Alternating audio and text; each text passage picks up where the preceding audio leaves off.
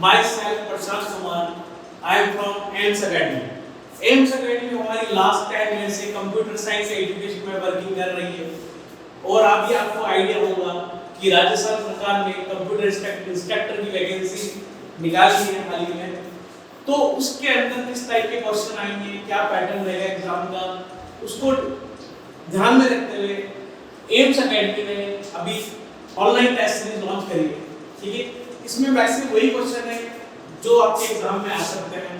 ठीक है, तो जो ये टेस्ट सीरीज आपके दोनों पेपर को कवर करनी है, part first and second. Part first में अपने राजस्थान का जीके, मैथमेटिक्स, रीजनिंग ये टॉपिक्स है, और पार्ट सेकंड में अपना कंप्यूटर साइंस का पूरा पैटर्न पूरा कोर्स है इसमें। तो उस टेस्ट सीरीज के अंदर जो इंपॉर्टेंट क्वेश्चन बन सकते हैं उसको लेके हमने इस टेस्ट सीरीज में बिल्ड करा इस टेस्ट सीरीज के अंदर। तो आपको मैं एग्जांपल शो करते हैं चार हम ये टेस्ट सीरीज में किस टाइप के क्वेश्चंस हैं। तो इस टेस्ट सीरीज के अंदर पेपर फर्स्ट एंड सेकंड दोनों के क्वेश्चंस हैं और सब्जेक्ट वाइज भी कवर हमने कवर करा है कि आप मैक्सिमम क्वेश्चन अटेंड कर कंप्यूटर, जैसे आपको दिख रहा होगा डीबीएमएस की टेस्ट पेपर है, बेसिक कंप्यूटर टेस्ट पेपर है, बेसिक प्रोग्रामिंग टेस्ट पेपर है एंड एमएस ऑफिस का टेस्ट पेपर है। तो मैं बात कर रहा हूं कि आपके बेसिक प्रोग्रामिंग के किस टाइप के क्वेश्चन बनेंगे। तो हम बात कर रहे हैं कंप्यूटर बेसिक प्रोग्रामिंग की। तो कंप्यूटर बेसिक प्रोग्रामिंग में किस टाइप के क्वेश्चन आते हैं प्रोग्रामिंग में, तो मैं आपको डेमो दिखाना चाह रहा हूं इस टेस्ट सीरीज में किस टाइप के कंप्यूटर साइंस के बेसिक कंप्यूटर साइंस में बेसिक प्रोग्रामिंग के क्वेश्चंस हैं। तो सबसे पहला क्वेश्चन हम बात करें COBOL is acronym for, COBOL किसके एक संक्षिप्त रूप है। तो यहां पर पूछा गया है कोबोल की डेफिनेशन क्या है, फुल फॉर्म। ठीक है, तो फुल फॉर्म की बात करें तो इसकी सीधी फुल फॉर्म है common business oriented language. Common business oriented language. तो यहां पर आपको देख के समझ रहा है कि फर्स्ट ऑप्शन यहां पर आपका करेक्ट होने वाला है। आंसर इसमें सही आंसर देगा ए, कॉमन बिजनेस ओरिएंटेड लैंग्वेज। अब इसकी बात करें कॉमन बिजनेस ओरिएंटेड लैंग्वेज की, तो ये 1959 में लॉन्च हुई थी, ग्रेस हॉपर के द्वारा लॉन्च हुई थी ये लैंग्वेज और ये बिजनेस पर्पस लैंग्वेज होती है। ठीक है, अब सेकंड क्वेश्चन की बात करते हैं। तो सेकंड क्वेश्चन की बात करते हैं फोर्टन इज, फोर्टन का मतलब।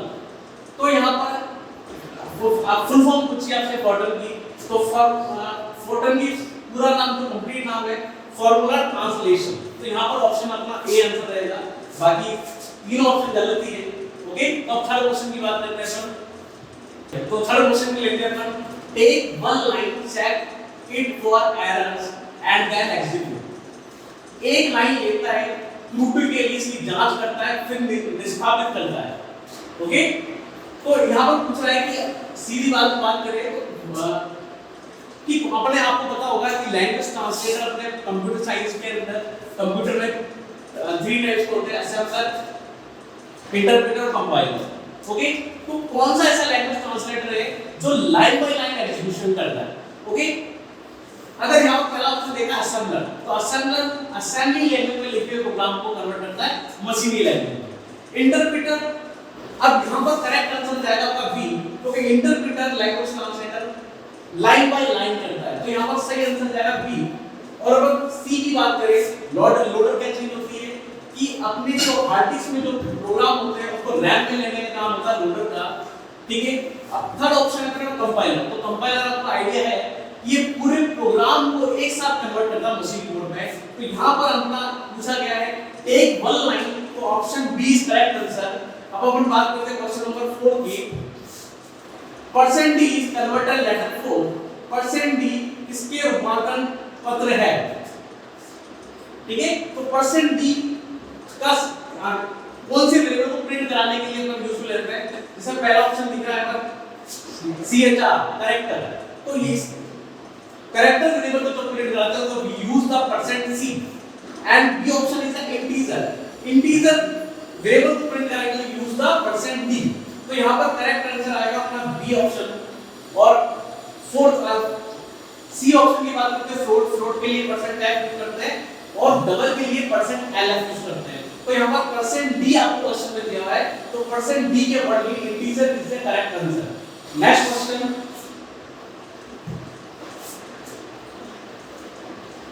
%s is convert the letter for %f इसके उदाहरण है, तो पहला ऑप्शन देगा ए करेक्टर। तो इसके लिए आपको जस्ट आपने प्रीवियस क्वेश्चन में देखा था कि %c को यूज करा था। इंटीजर की बात करें तो इंटीजर वेरिएबल को प्रिंट कराने के लिए यूज द %d।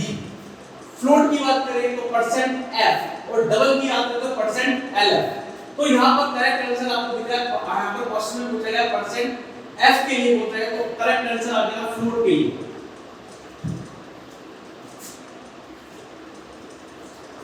ठीक है, अब नेक्स्ट क्वेश्चन लेते हैं।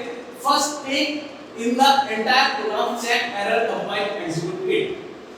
पहले पूरे कार्यक्रम को लेता है, त्रुटि को जांचता है, अनुपालना करते हुए निष्पादित करता है। ओके, तो यहां पर पूछा गया है कि कौन सा लैंग्वेज ट्रांसलेटर पूरे प्रोग्राम को एक साथ कन्वर्ट कर देता है मशीन कोड में। तो यहां पर वही ये क्वेश्चन अपने प्रीवियस में भी आया था, तो असेंबली लैंग्वेज में लिखे हुए प्रोग्राम को कन्वर्ट करता है मशीन कोड में। इंटरप्रेटर ये भी हाई लेवल लैंग्वेज में लिखे हुए प्रोग्राम को कन्वर्ट करता है मशीन कोड में, बट ये लाइन बाय लाइन करता है। तो ये आंसर नहीं हो सकता, असेंबली हो सकता है ना इंटरप्रेटर हो सकता है। Third one is loader.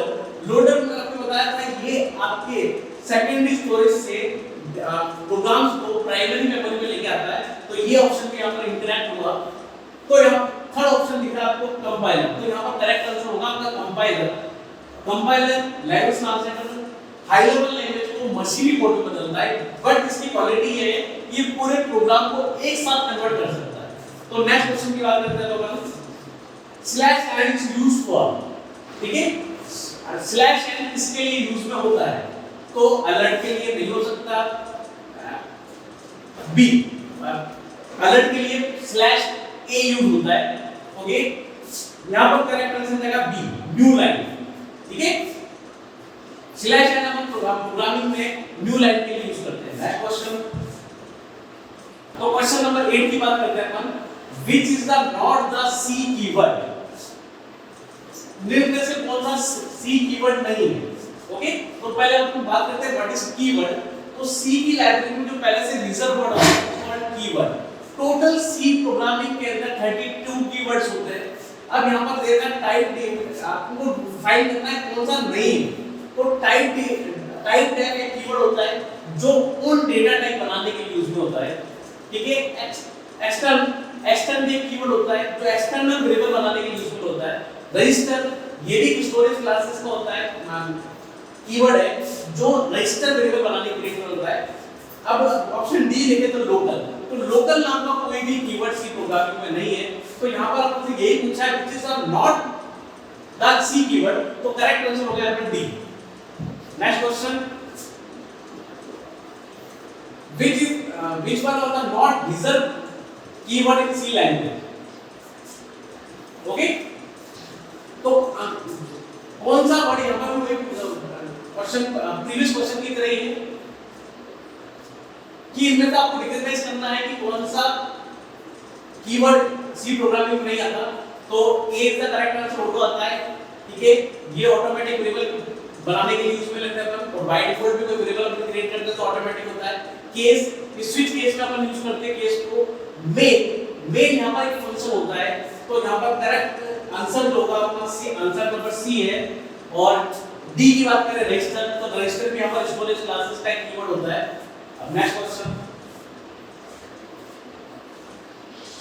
Standard ask की रिकॉग्नाइज नंबर्स ऑफ कीवर्ड। इस सी प्रोग्रामिंग में नंबर्स ऑफ कीवर्ड कितने होते हैं, मतलब कि रिजर्व वर्ड कितने होते हैं। तो उसका सही करेक्ट आंसर होता है 32। तो यहां पर करेक्ट आंसर 32 बी आंसर अपना यहां पर करेक्ट आएगा, 32 होते हैं total. Thank you for watching video and after question standard आपको आईडिया लग गया होगा, तो आप हमारी टेस्ट सीरीज को परचेज कर सकते हैं ओनली फॉर 999। तो थैंक यू।